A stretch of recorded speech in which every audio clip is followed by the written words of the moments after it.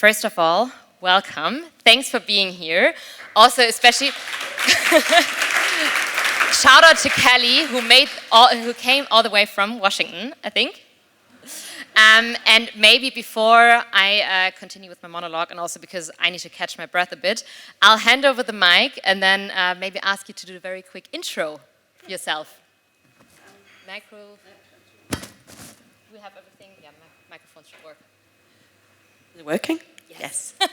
So I'm Sally Flaxman. I'm head of mobility at Remote. I sort of fell into global mobility. I think I'm born and bred Zimbabwean, and of course moving to any countries, traveling, needed work permits, visas. I've now been in the UK for 10 years, and through Remote I am now moving to Mallorca on Monday, taking my family. And I mean, this is what I'm going to sort of be sharing. These opportunities exist for everyone, and using EORs and global mobility, you can also have that same dream. Thanks.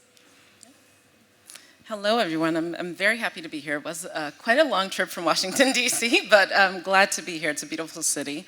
I have been with Stripe for about 6 years.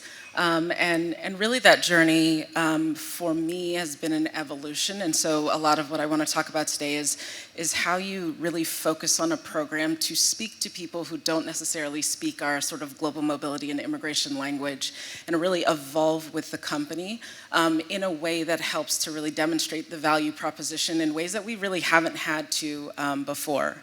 I also manage all of our talent mobility programs at Stripe. So for us, that includes immigration, global mobility, and internal mobility. Hi, everyone. I'm Judith. It's on? Yeah.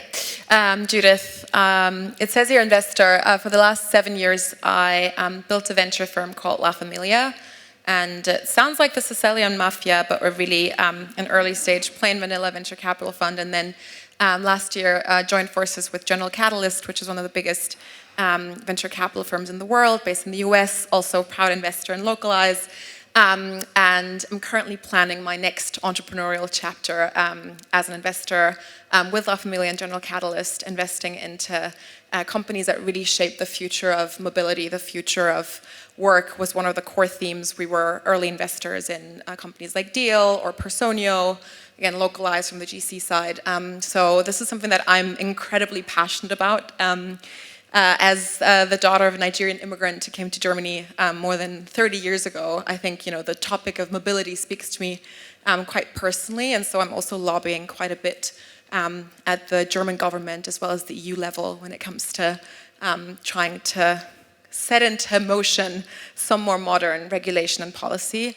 And so hopefully can share some of the kind of talent density, talent mobility perspective that we as investors really care about in terms of the pain that a lot of our entrepreneurs feel, especially when they're just starting out and don't yet have the scale of a company like Remote or Stripe, but are really just, kind of hiring the first couple of employees or even trying to work together as co-founders being located in different cities. Thank you.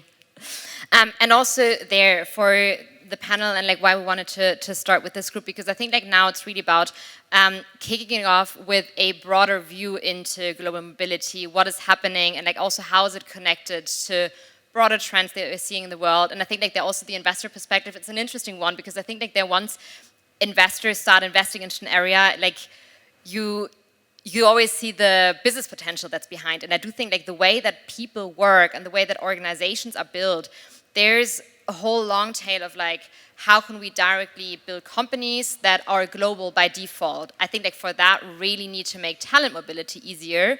But theoretically, when you as a startup can directly tackle global markets, not just start in one market, because I think one thing that I've heard in the entrepreneurial community, starting in Europe, then expanding into the US, is one of those breaking points that companies always hit. And I do think the trend of directly looking at, companies are more and more global by default. We have a more and more global workforce in general. And I think that is something that I'm also personally super excited about. But to dive right in, first question that we have is bigger picture around business priorities and connecting that to global mobility. Where do you see enterprises hedging their bets in 25? Well, for me, I'm hoping that they are moving towards flexibility. You know, I know they're talking about hybrid working, back to the office, but for me, is that flexible? Because if you want to go and live in another country, but you've got to be in the office 2 days a week, that's not really flexibility. So I'm hoping that companies are going to look at to retain top talent, give them full flexibility. Because for me, hybrid working is it's not flexible. You're still stuck in that country. You can't go exploring because you know that you can go for 5 days and then you're going to have to be back in the office for 2 days. So I'm thinking it's going to be done based on sort of data-driven information, building out good strategies, and hopefully flexibility to retain top talent. Yeah. It's also interesting, one topic that we discussed, I think, with if you have the full flexibility, for example, also like housing crisis is something that we see in a lot of cities. If you can work abroad for like 5 days, it does not help you to buy a house that's maybe a bit further away from the city center. It doesn't make it more affordable, etc. And so I think like that's another interesting aspect. But also, like Kelly, would love to hear your take. Sure. I definitely think the sort of flexibility in where employees are located is definitely going to be a continued conversation throughout 2025. I think what I focus on or think about the most is we're at this really interesting inflection point with regard to coming out of the sort of core sort of pandemic practices that we saw in some of the sort of reactionary programs. And really, we all deeply understand that innovation is a powerful mechanism for growth. But really what we're seeing now is the reaction, the other side of that reaction, which is compliance is really the foundation that provides that sustainability for that growth. And so for some of the things that we're all feeling in terms of budgets being slightly more constrained, potentially headcount being a little bit more difficult to get year over year, I think where we as talent mobility teams can strike the balance and really, again, prove that value proposition on the compliance side while really still ensuring, the important things, that employees have a good user experience. That's often why many of us are in this industry, but also speaking a language to leadership so that they understand that it's still really important and valuable to sort of invest in those programs as well. Thank you.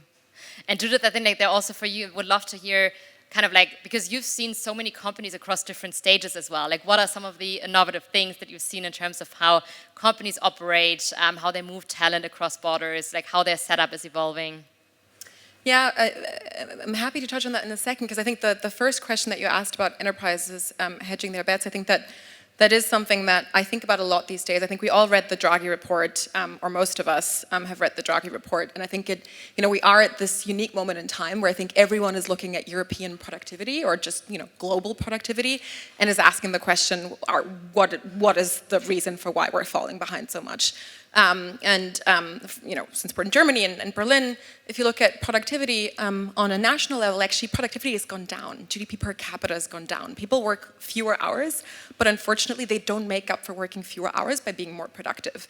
When we look at the US, we don't see that same trend. But the interesting piece, and this is what the Draghi report really highlights, is that this is not because if you look at the legacy industries, right, our big enterprises, think Volkswagen, Continental, like all of the established industry businesses, they're also incredibly innovative in the US. If you compare like by like the established legacy industries, they're actually equally unproductive in the US as they are in Europe. What makes the big difference in the US is the tech industry. And the tech industry is making up for the entire lack of productivity across all other industries.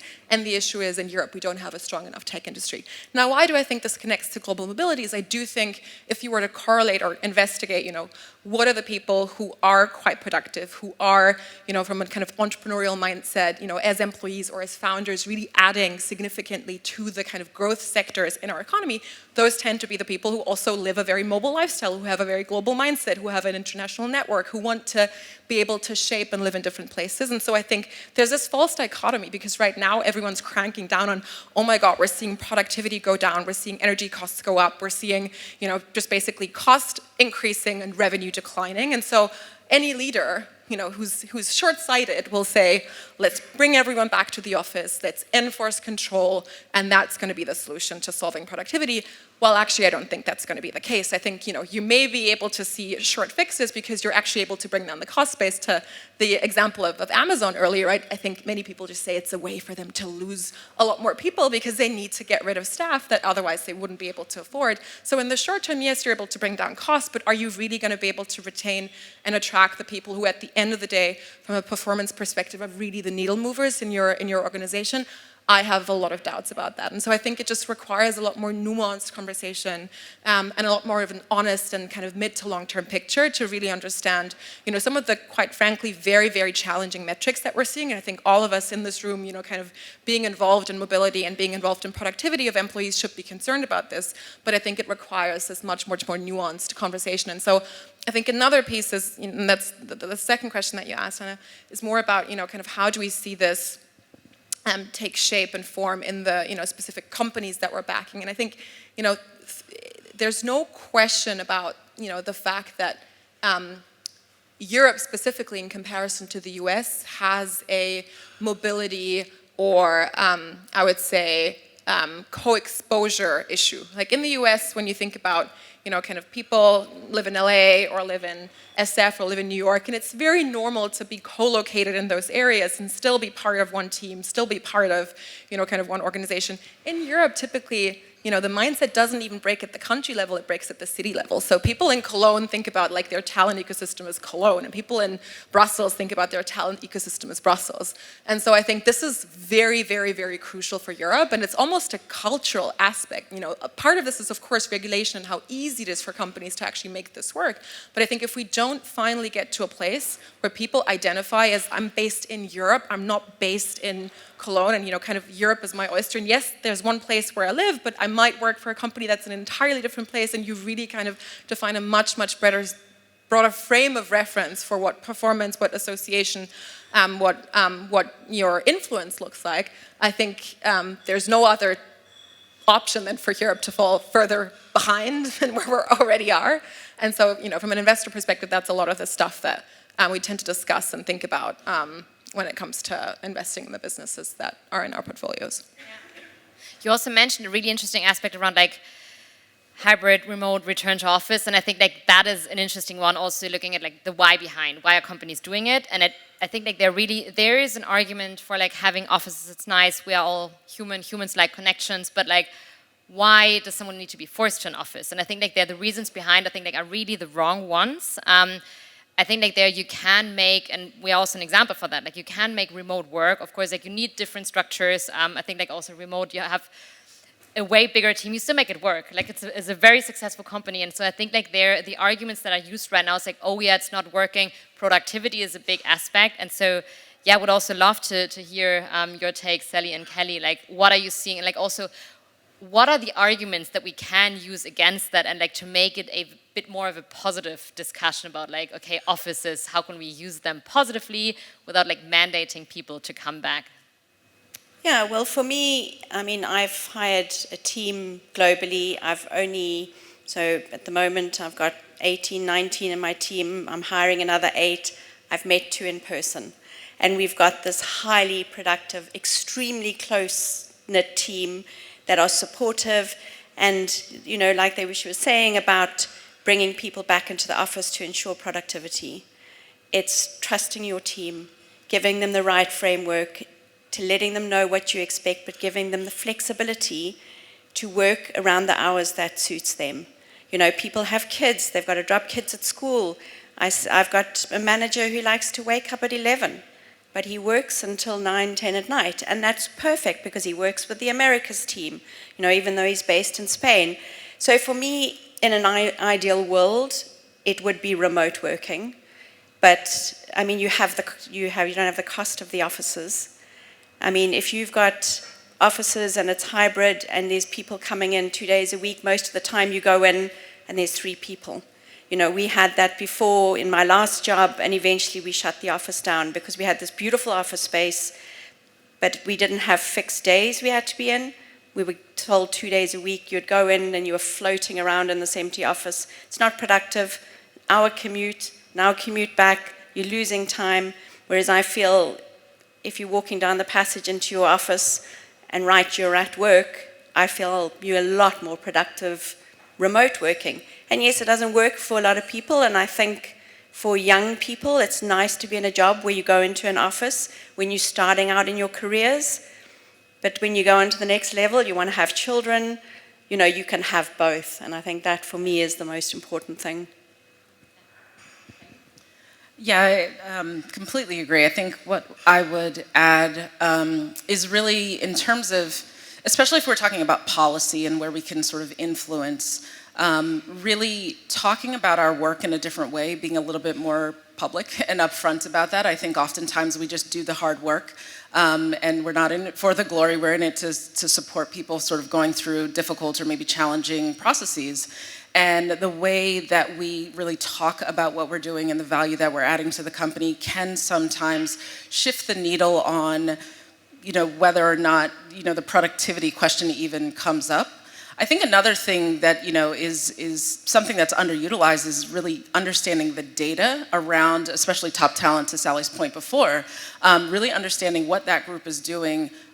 Is that a group that's highly leveraging flexible work situations, or are they not? And that's really a conversation that you can have with your leadership around sort of crafting these policies and really trying to influence, because especially, essentially we hold a lot of the programs that create this flexibility, whether it's business travel or workations or things like that. So I think understanding how we can have a different type of conversation with leadership and really connect it to the things that they're already keyed in on, I think is really, really important. Yeah. And I think an interesting aspect is also looking at there are a lot of short-term trends right now and decisions being made as a reaction to the current environment. For example, remote work was also something that was boosted a lot by COVID. Companies were thrown in it. Everyone was very hesitant in the beginning. Then suddenly everyone was oh, it does work. And now there's oh, we have issues with it. So we do a complete rollback. And I think there it's often a victim of the current times and what's happening in the market. And of course also I think there with Amazon, for example, I don't know who exactly said it, but with using that as a reduction workforce. I think you also you mentioned that, Judith. And so I think there it's sad because we're failing to look at what is actually the long-term goal? What are we trying to achieve? I think they're also the point about yes, for junior people, I think they're learning from someone who's maybe sitting beside them, making connections. It's much more important. Someone more senior, also really dependent on the job, can work remotely perfectly, be more productive. I think also for me now, returning to work after having a baby is much easier. Working remotely, not having to go to an office. I think that's just something that also helps diversity, inclusion, etc. And so I think there are so many more aspects where thinking about it strategically, I think could unlock a lot of value. But that is not happening right now. In the last 5 years, there were so many external factors that just through global mobility and the way that companies work from one end to another, and it was completely reactive. And we would love to hear your take on okay, how are these trends influencing the future of working across borders, but also how should they actually influencing? I think you said something that really hits the nail on the head, which is if you look at any single technology, you can take you can take electricity, if you want to call that a technology or an invention. You can take mobile, you can take the desktop computer. I'm sure you've all heard about the S-curve of technology. Technology typically doesn't just come or change and is amazing from day one. What tends to happen is something new happens, something that is quite powerful in its societal impact and change potential. And then there's overhyped, glorious expectations of what that will look like. And that's what we had in 2020, during the pandemic, where every business leader was we're never going back to any office, fuck all the offices, and everyone just worked from home forever. And that was probably way too much change that humans can take in that short a period of time. And so we overhyped massively the short-term impact that societal change or technology change, whatever you want to call it, had. Just like with any other technology that has ever seen them or walked the face of the earth. And so typically what happens in the S-curve is you have the initial hype, then you have what Gartner calls the valley of the death, or the valley of, I think, real expectations, right? And so I think that's what we're going through right now. I think it's a very, very, very normal process to go back to basics and accept that human nature does not typically completely change over time. It takes for more adaptation. And then slowly but surely, there's a much more mature, resilient way in which a technology or which a societal trend can show up that then kind of manifests itself over time. And so in my head, like, it's so clear what direction we're walking into, which is we live in a more connected, more global place. Any technological advancement, be it on the e-votal technology, whatever you want to have, like, is going to make people wanting to live where they want to live, where they have the best quality of life, where, to your point, they can raise a family, they can make meaningful connections in their community. Like, we won't be able to stop that, you know, no matter where your paycheck is coming from. And if all the CEOs say, oh, you cannot work for us if you don't work in the office 5 out of, 7 days a week. But I think we're in that, kind of tough phase of probably a couple of years of like the real expectations and kind of slowly working our way through that and creating a set of frameworks, of talking points, but also actually of proof points. And I think this is what the investor perspective, like investors, at least we pretend to be quite rational in trying to make investments, right? So at the end of the day, we always look at our portfolio companies and say it's a marketplace, right? So at the end of the day, you're competing against other teams that are trying to win over the same customers, that are trying to build a similar product, and you just need to outcompete them. And so I think what we'll need to see over time, and I think that is starting to happen, and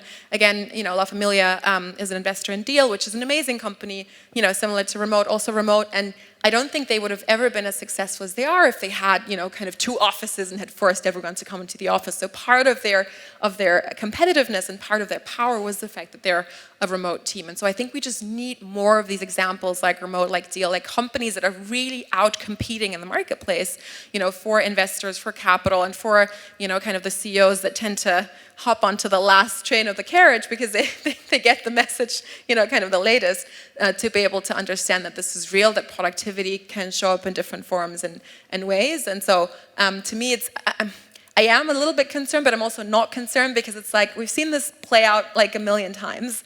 And like I'm very, very confident that eventually we're going to get there. But of course, it's now down to us to help shape the time span over which this happens. No, it's a super interesting point because I think like there it's also now showing that it's possible. I think like now it's easier to say no, everyone else is doing it, so like we're also jumping on the train. But yeah, Kelly, would love to hear your take because I think like also Stripe, it's a great company, like has grown massively, and I think like also has always taken unique approaches and like trying to like really do what feels right, like also for the identity of the company. So I would love to hear your take on like how do you see the trends like influencing it, and like how's like Stripe approaching it as well, and what have you seen? Interesting.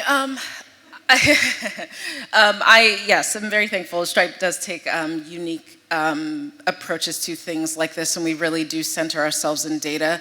I think that Stripe is a culture really based on transparency, and so the sort of assumption of trust connected to that is quite high. And so as we were sort of noting before, just like trusting your professionals that you have hired, that you have vetted to do the work that they have committed to for their careers and at the company, that's sort of like one core component that we land on. I think another thing that's pretty unique, and this is not just Stripe but for other companies as well, is we were very much committed to the remote space prior to COVID. And so our shift, not just in terms of our product lines, but also in terms of like how we work together, we're a very global company, and so those sort of things were much more natural. I think the conversation that we're having now is how do we blend the two? We have made real estate investments, as many companies have, in buildings in sometimes quite expensive cities, and that does have a real impact on how leaders make certain decisions. But where you do have employees that have made choices to live in many different places, you want to, one, focus on the top talent, but you also really want to ask yourself really good questions about, like, does it matter if they're co-located? Like, what is the true impact? Can we look at the sort of before and after trends as we kind of look at our different teams, and not just for engineering, where it's a little bit more obvious, but even in the people team and sort of HR, what does that look like? Because a lot of the hiring over the last couple of years has created a trend where many teams and many of the colleagues that I speak to, somewhere between 30 to 50% of their HR organization is remote. And so that does have a true impact on how you move forward. I think for us, the way that we have the conversation is how can we put the rails in place to make sure that our remote policy is compliant. And so, as you said before, I think in the keynote, it's flexibility is not a one-size-fits-all. We really have to look at it at a much more micro level, even inside of the company, not just in terms of like big industries, but what does it mean to be a marketing team and be, not co-located? What does it mean to be a sort of an engineering team, sales, et cetera? And so I think that's the approach that we really look at in terms of like, what is the function of the team? What do we need them to do? And then how can we maximize that productivity? So, yeah. Thank you. And Sally, because like also there from remote perspective, like you have a look into like a lot of other companies. So like you're very, very close to the trends. So would also love to like hear your take on like what are you seeing, and like also maybe like things that companies have tried out, but also like there are any broader trends that we haven't touched on. Yeah, no worries. I mean, what I'm seeing, which is, it's quite crazy, is I'm seeing relocations of telemarketing people to CEOs. We have CEOs that will be based in the US and suddenly we're like, I want to go and live in Paris for 3 years. And we now, we're dealing with like C-suite people. There's no fixed, only the management are moving. We're seeing any sort of level in their careers being allowed to relocate. A lot of them are employee-led. Companies are saying, it's fine, you want to go, we'll hire you, through remote, you're going to pay for it.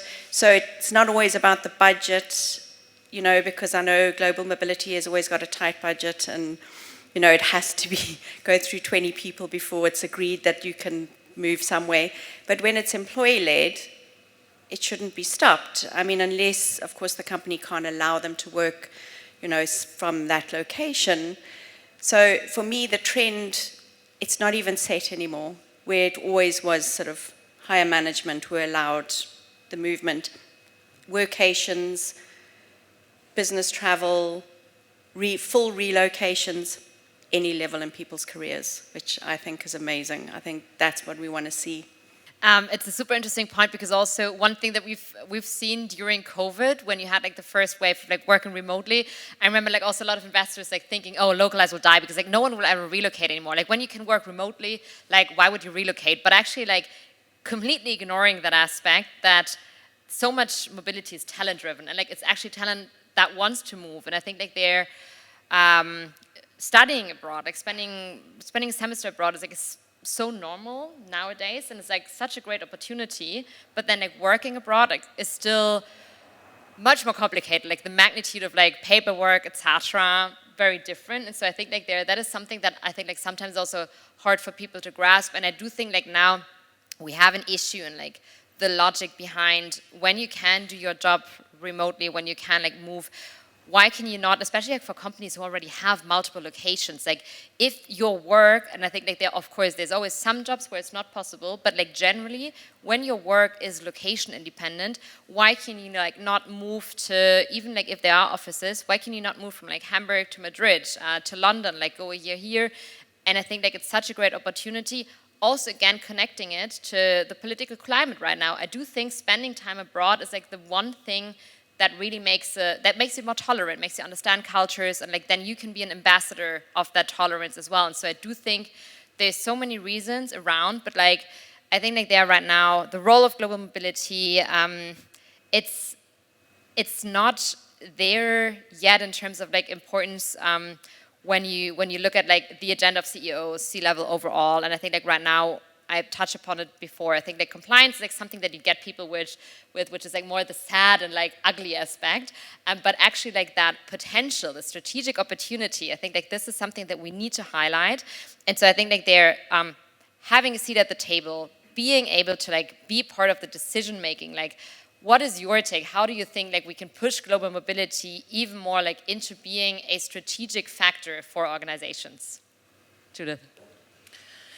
Yeah, so I'm going to make a very kind of micro point, which is typically how global mobility at the most crucial point in time most shows up for the companies in my portfolio is they're trying to relocate the best talent in the world. So they have a core office. Maybe they're still in the earlier phases, can also be at the later stages, and they've identified a top talent, and then they would like that talent to move to the head office, so to one of the offices that they have in Europe or the US. And what typically a founder of a really big European HR company said this to me. What is your guess? Out of 10 offers they make, so 10 offers that go out to top talents, and there's some level of relocation required. How many of those the person wants to come, but how many of those are not successful for other reasons? Out of 10 offers they make, it's actually like 8. So 8 are not successful, and do you know why? And it's a beautiful reason in my view. It's a gorgeous reason.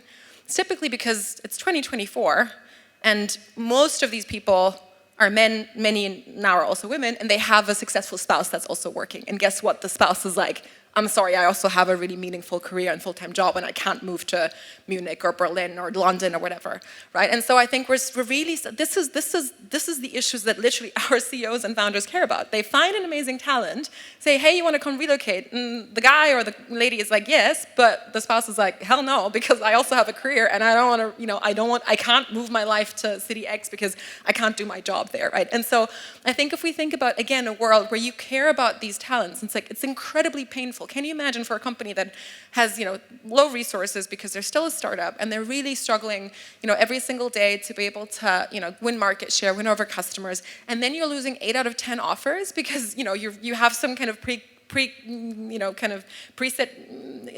you need to come to this office, otherwise I'm not going to be able to work with you.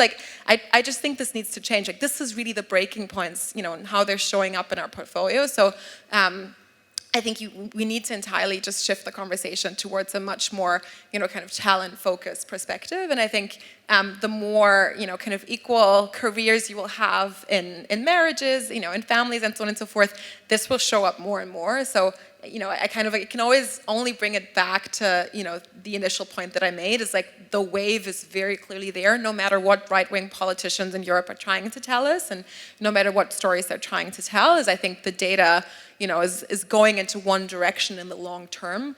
But it's down to, in these conversations, really making sure that we focus on the talent versus focus on some preconceived notion of why we think, someone should relocate in the first place.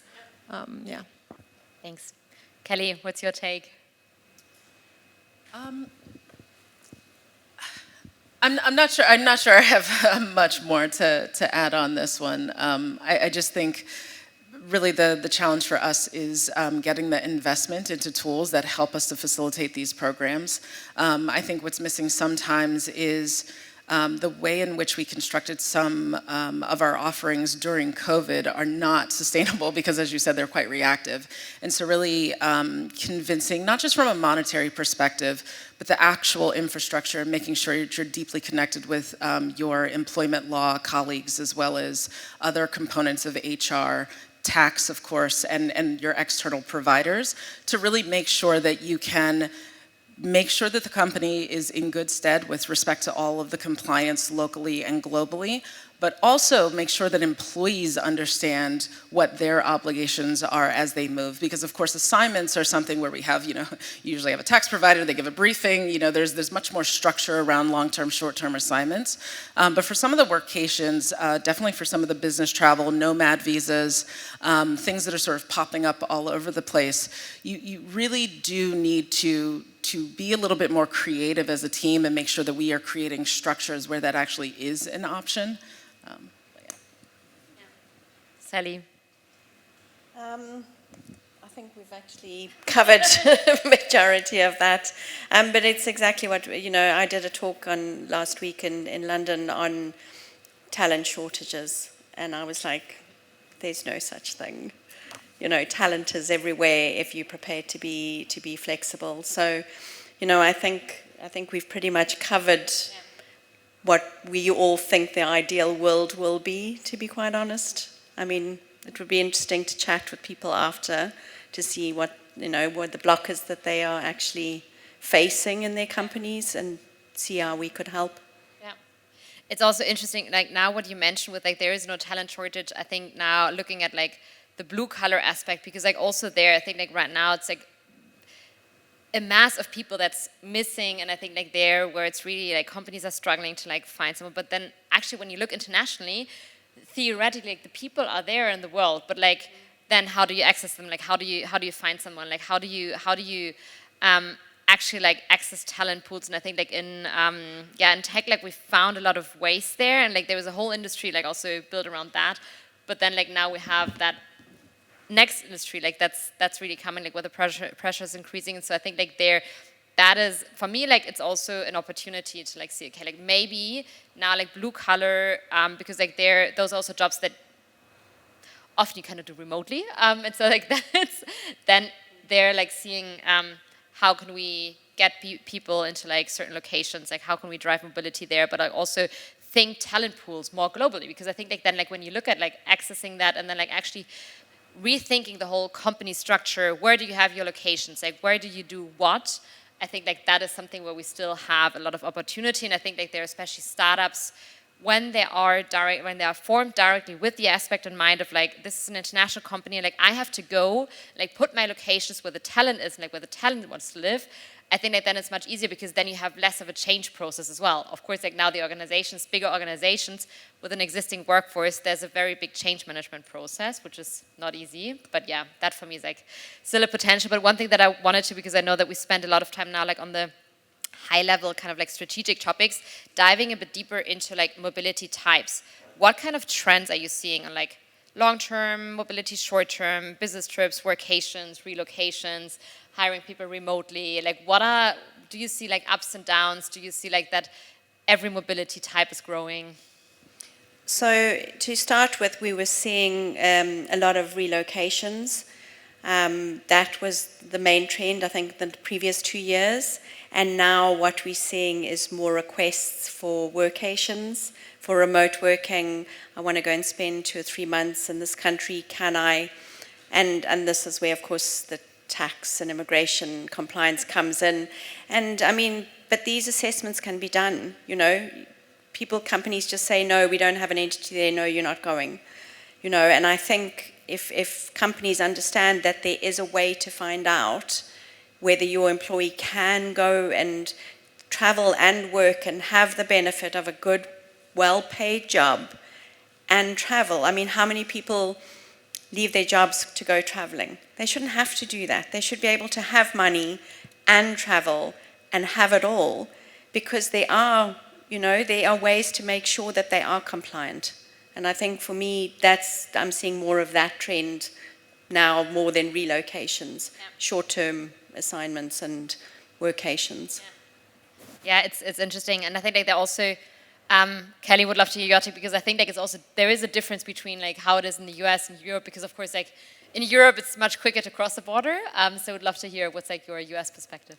Yeah, absolutely. I think with the colleagues that I speak to, and definitely in my direct experience, workations in particular are really popping up as more of a niche as opposed to sort of a transformative trend. It is, again, quite hard to ensure that from a compliance standpoint, depending on the border that someone's moving across, companies are just not as willing to do that. It's not impossible, of course, for sure. We see lots of companies that do that. But with the regulation in certain industries, for example, fintech is highly regulated, not the only one, of course, but in general, in certain countries, it's a harder sell, essentially. And so I think what we're seeing is businesses want to be more agile, and so they're actually moving more towards business travel, which also has its own basket of compliance issues and things that one has to worry about.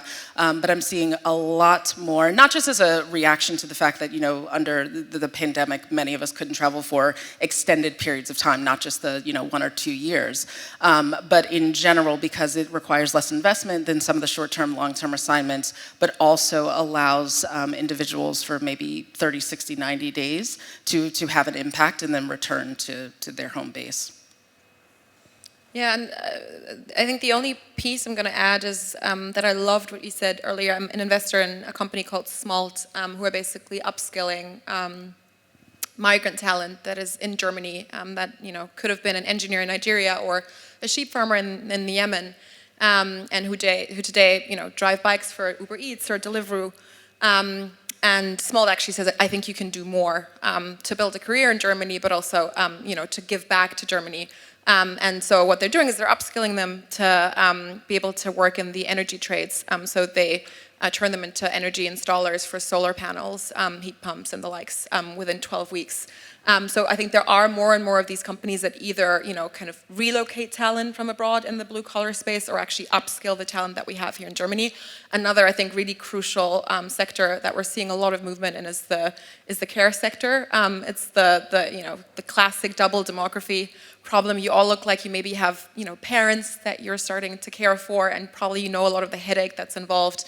On average, people working in the care sector are quite old, which means they will leave the care sector quite soon because they retire, and then 10 years later they will themselves require care, which is a huge issue and strain on the economy. So yes, talent exists everywhere. Actually, there's a lot of nurses that exist in India. I didn't actually know this, but India has an oversupply of medical staff, so both nurses and really qualified doctors, because the kind of rise in education came so quickly that they actually have an oversupply relative to the local demand. So often we hear the whole concern around brain drain. That is not actually the case in India.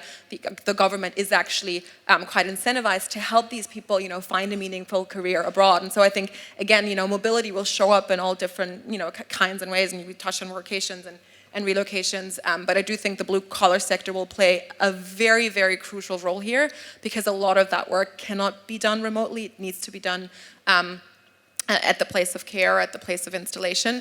But even there, there's companies like Journeyman, for example, that for the first time offer something that, looks like all the amazing benefits that, quote unquote, white collar workers have to blue collar workers, right? They can go abroad, they can maybe, work from Paris for 3 months, or, work from another country for 3 months. And so just a lot of the benefits that we all take for granted because we work in, the tech industry, or kind of, would call them maybe progressive industries, a lot of people have been completely excluded by. And so I think, slowly but surely we'll also, as we're relocating more of the crucial talent, we'll need to think about, how does the flexibility that we all care about so much for our own lives, how does that actually, apply to the people who are so freaking crucial for society? Because we need nurses and we need doctors to be in the hospital and to do the work there. But so far, they've mainly been excluded from any of the benefits that we all care about. And so I think there's just a ton of innovation potential still for, companies like Localize, but also many, many more companies that are needed to figure that out, to be able to solve for this, for this talent crisis, really, that we're facing both in the US but also in Europe. Thank you. And now, because I realize we've spent a lot of time already before we start the coffee break, there's one final question. I'm sorry that I need to jump on the hype train, but of course we cannot leave without not talking about AI. And I think there's a lot of potential, especially now connecting that, for example, to the budget discussion. Because if you have 80% of your employees who want to cross borders, and then every time you have a 5K price tag to that will be very costly. And so I think there, especially for short-term mobility, etc., compliance checks, there's a lot that we could do with AI in global mobility. But would love to hear the take from the experts. Where do you see AI playing a crucial role in global mobility? What are the potentials, and anything you've seen that really stood out? Well, I already challenged my team to come up with ideas for AI. I mean, we're throwing it out there. I think at Remote, I think our CEO said to the whole company, I want your ideas. I want you to come up with how we can use it, how we can streamline, how we can improve our processes so that we're focused on, the more strategic part of our roles instead of the mundane manual. So for me, I think it's going to be a massive part. I don't think it's going to take the place of humans. I think humans will still always be needed, but it's going to make our lives better. That something that would normally have taken you 2 hours to do, you're going to do it in 10 minutes. For me, that's where we need to benefit from it. It's going to improve work-life balance, give people a chance to actually enjoy life as well as their jobs without having that manual, repetitive work that we all hate so much. So I think it's going to be a big part. And as well in the compliance side, checking work permits as they come in, pulling the data from it, telling us, okay, we see this person needs support for their work permit. All the stuff that someone has to do physically when we, do a right to work, when we're onboarding. Yes, Sally describes a future that I think I definitely want to live in. I think many of us want to live in for sure. I think the one thing that I would add is if your company is not in a position to build internally or to purchase an existing AI platform to sort of like upskill and really take some of that operational burden off of your team. The one thing that I would encourage all of us to do is put a ton of pressure on all of your vendors so that they make those investments to really be the extension of your team to do the same thing. So whether it's internal or external, I completely agree that AI is a leverage point that we can't afford to ignore, quite frankly. And it's going to show up in a lot of different places. I think what I'm looking forward to the most is sort of real-time updates on sort of tax changes, visa wait times, those things where it's like, hold on, let me go look this up at this website that I always look at. If we can feed that in because we understand the types of questions that we get, because we have helped so many people through so many different journeys, whether it's immigration, relocation, or even internal mobility. I think you can anticipate quite a bit, and if you can anticipate it, you can build a model that learns with you and that can really, one, take the burden off your team, but also really, really enhance that user experience. I think you're both way bigger experts when it comes to applying AI internally to all the processes. So I think that's brilliant, and I agree with everything that was said. Maybe, ending this on somewhat of a romantic note. My husband and I actually, both investing heavily in AI, and so we tend to have these rabbit hole conversations late at night about like, is AGI coming, and what will that mean for us? And one thing that I personally have quite strong conviction on is I do think, strictly speaking, from a technology perspective, don't see many gray hairs in the room, so I do think all of us will, in our lifetime, see the day when actually a computer, a machine, whatever you want to call it, will be capable to do things that we as humans thought were always the human frontier, but that doesn't mean that humans won't still sit at the center of whatever this change will look like. And one of the things that I'm quite convinced by is however this AGI, AI robot wave that maybe is 20 years down the line, maybe 40, who knows. I don't think it will result in all of us flocking to like small city apartments and like living in some strange sci-fi alienated world where like the machines are, running our lives. I think if anything, some of the trends that we've also seen during COVID, which is humans strive for connection. Humans are relational human beings. And so, be it having a garden and planting carrots and like doing something with your hands, caring for the community, caring for the family. I think if anything, these things will become more important and will become more possible because hopefully if we're able to channel AI in the right way, we'll be able to harness a ton of productivity. So, if we think about the cost regression of, whatever, I don't know, a piece of butter or a liter of milk, cost to produce 100 years ago versus today, if anything, we should see that cost curve, decrease further. And so we should be able to do a lot more with, the same budget when it comes to mobility, when it comes to the housing that we can afford. So again, like if I'm convinced of one thing is however this like AI trend will show up in, the lives of employees, the lives of people around the world, it likely will mean an even more empowered, more connected, more self-directed way to live your life. And so I think that, again, will make mobility front and center for every company to care about. And so I think these things really go hand in hand. Thank you so much. With that, we're wrapping up. Very, very big applause for my panel. I learned a lot today.